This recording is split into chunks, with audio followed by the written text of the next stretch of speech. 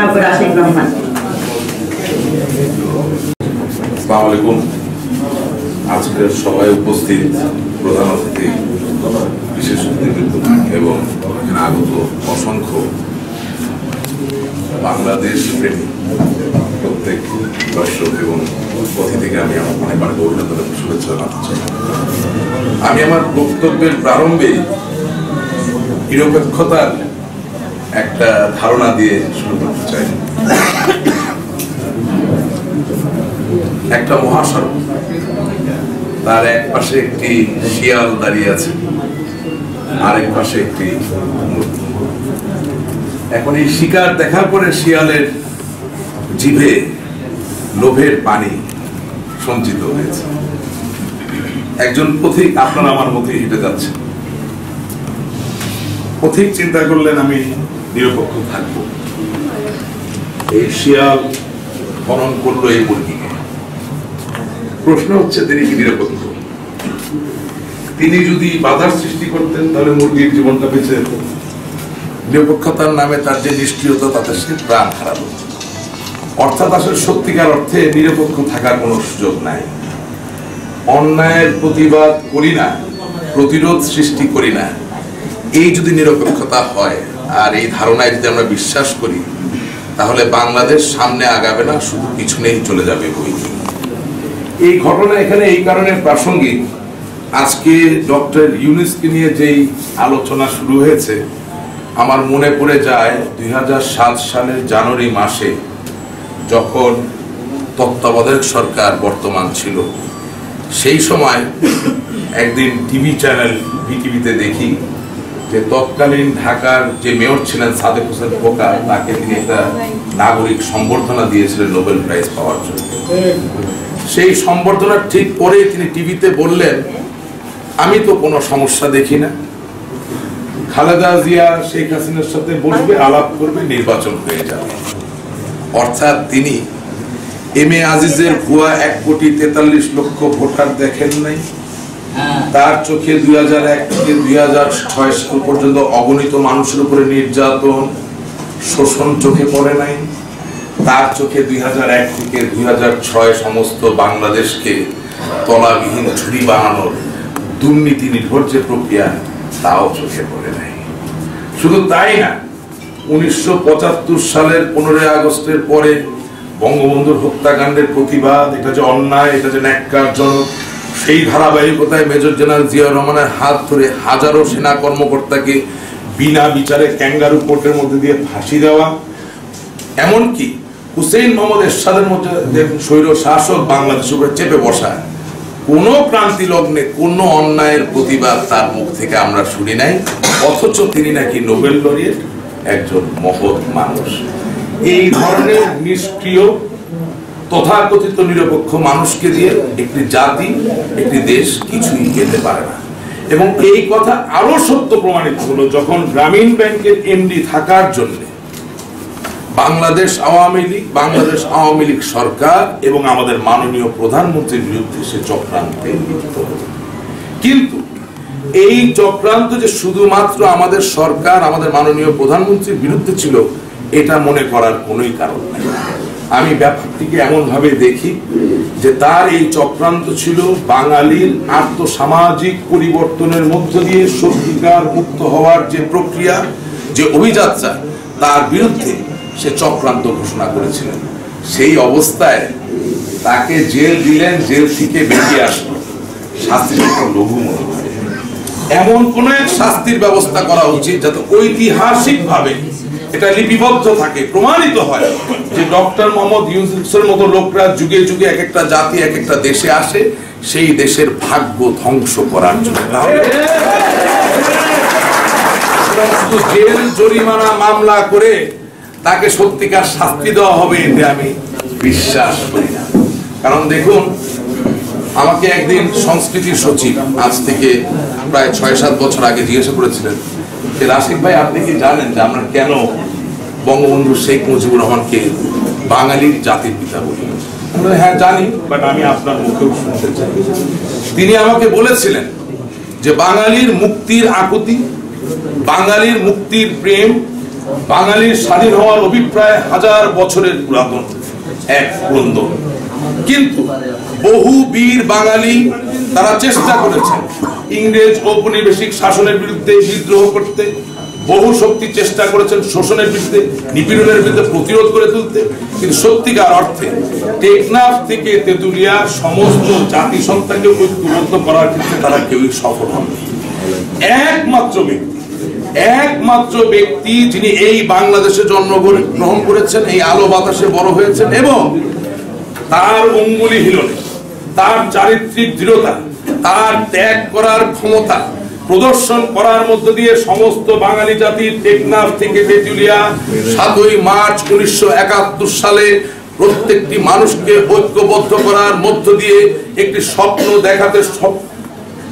দেখাতে পেরেছিলেন, যেখানে বিশ্বাস জাগাতে সক্ষম হয়েছিলেন যে আমরাও পারি পরাধীনতার শৃঙ্খলকে ভেঙে দিয়ে একটি স্বাধীন জাতিসত্তা হিসেবে প্রকাশিত হতে। এবং তাই বঙ্গবন্ধু শেখ মুজিবুর রহমান বাঙালির জাতির পিতা। তিনি স্বপ্ন দেখতেন যে বাঙালি হবে সমৃদ্ধ, বাঙালি হবে আলোকিত, এই বাংলাদেশ হবে সোনার বাংলাদেশ।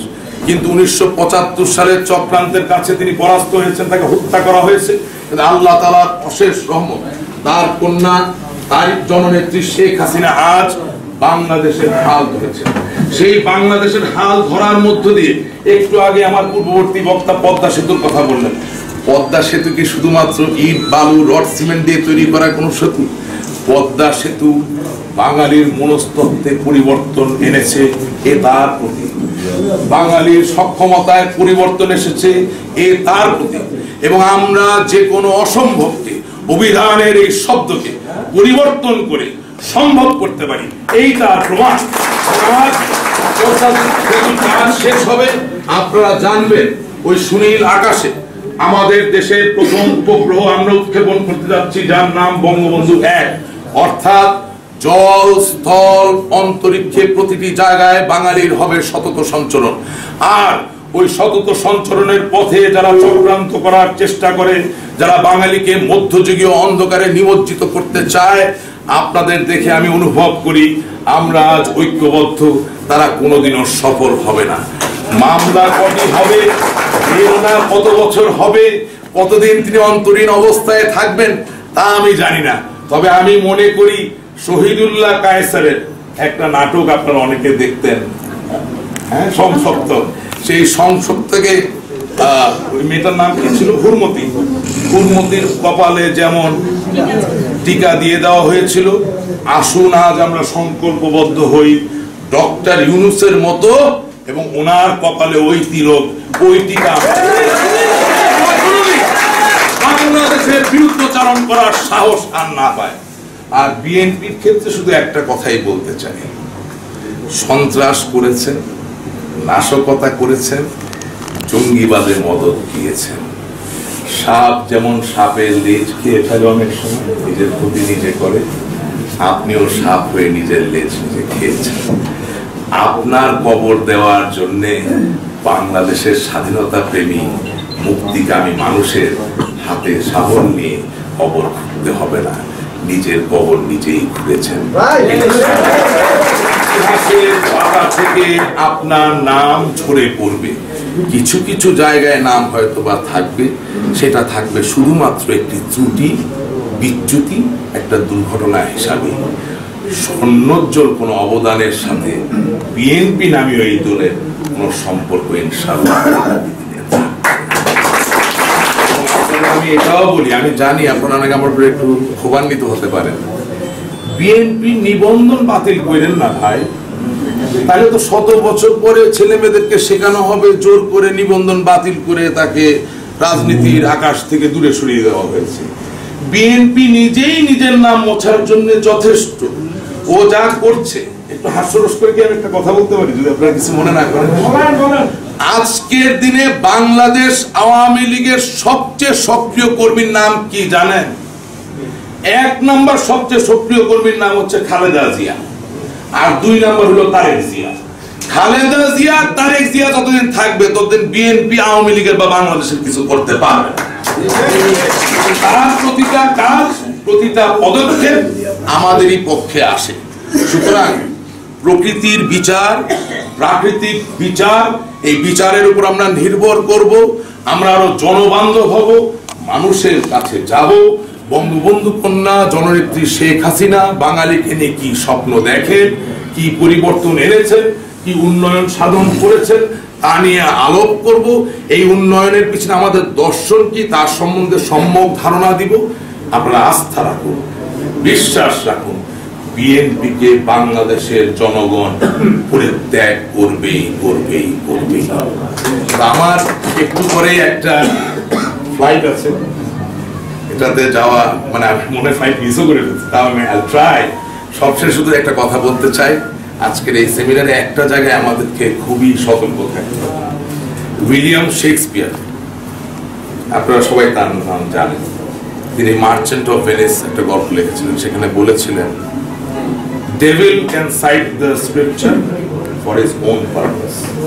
অর্থাৎ যিনি শয়তানের সাক্ষাৎ প্রতিমূর্তি, তিনি তার নিজস্ব উদ্দেশ্যকে হাসিল করার জন্য পবিত্র কিতাবের কথাও বলতে পারে। আজ বাংলাদেশ আওয়ামী লীগ এবং স্বাধীনতার সপক্ষীয় শক্তি যারা আছেন, আমাদেরকে মনে রাখতে হবে এখনো গ্রামে গ্রামে গঞ্জে গঞ্জে বিএনপির প্রণোদনায়, এই ডক্টর ইউনূসের মতো মানুষদের প্রণোদনায়, জামাতে ইসলামের প্রণোদনায় এখনো কিছু মানুষ ওই সাক্ষাৎ শয়তানের প্রতিমূর্তিরা মানুষকে বিভ্রান্ত করার কাজে লিপ্ত আছেন। তাই শীতাতপ নিয়ন্ত্রিত ঘরের মাঝ থেকে বেরিয়ে এসে তৃণমূলের মাঠের রাজনীতিতে আমাদেরকে নিযুক্ত করতে হবে এবং তার মধ্য দিয়ে সত্যিকার প্রাকৃতিক প্রতিরোধ আমরা গড়ে তুলব, যার মধ্য দিয়ে আপনার আমার জাতির জনক বঙ্গবন্ধু শেখ মুজিবুর রহমানের সোনার বাংলা করার দিকে আমরা এগিয়ে যাব। আপনারা সকলে ধৈর্য সহকারে আমার কথা শুনবেন। আমার কথা যদি কোনো ভুল থাকে, কোনো বেয়াদবি থাকে, আপনারা ক্ষমা করবেন। আমি আপনাদেরই সহযাত্রী, এই অভিযাত্রায় আমাদের জয় সুনিশ্চিত। আপনাদের সকলকে ধন্যবাদ। জয় বাংলা।